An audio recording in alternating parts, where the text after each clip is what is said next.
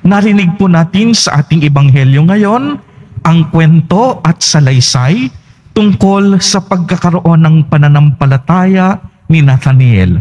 Si Nathanael po ang ating ipinagdiriwang sa araw na ito, ang kapistahan ni San Bartolome, isang apostol ng ating Panginoon.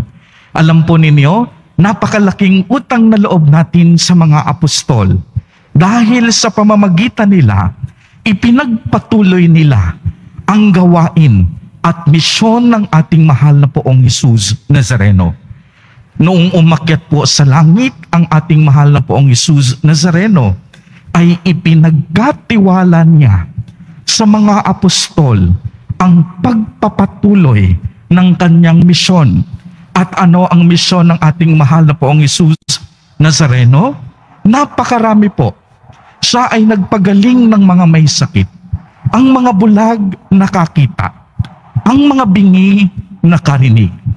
Ang mga pilay nakapaglakad. Ang mga inaalihan ng mga masamang espiritu pinalayas.